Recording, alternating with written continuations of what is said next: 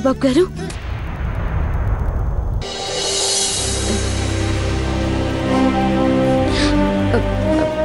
Coffee.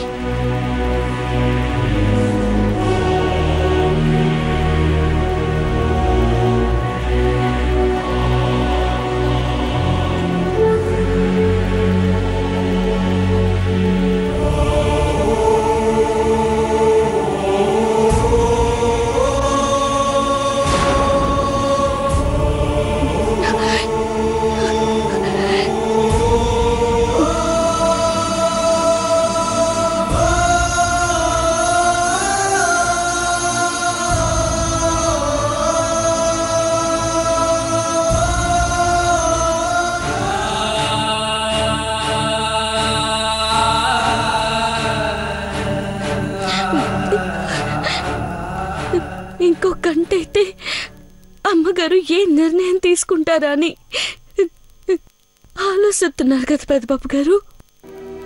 అవును పార్వతి, రాత్రంతా నిద్ర పట్టలేదు. ఎన్ని ప్రయత్నాలు చేసినా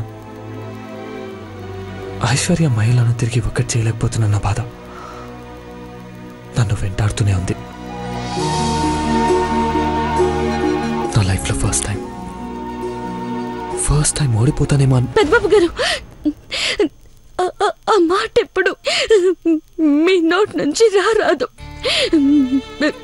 మీరు గెలుస్తారు. చిన్నబాబు గారు మనసు మార్చుకుంటారు.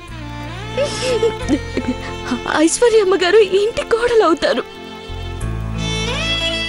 ఇంకా నీకు నమ్మకం ఉందా?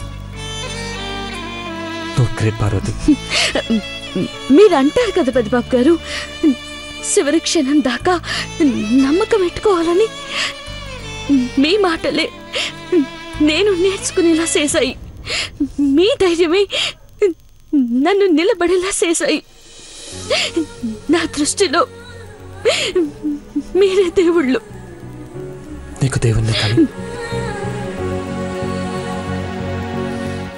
అమ్మ కోరిక తీర్చని కొడుకుని. అట్ట అనొద్దు పెద్దబాబు గారు.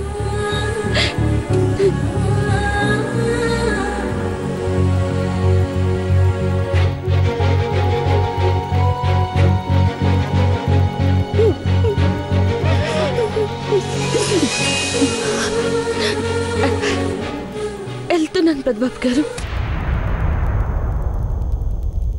అదేంటి వెళ్తున్నానని కొత్తగా అన్నావు?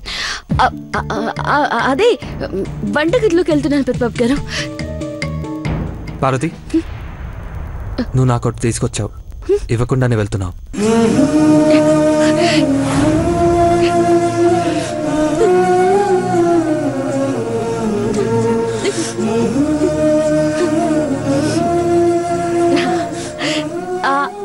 అయ్యో, మర్చిపోయాను పెద్దబాబు గారు. ఇదిగోండి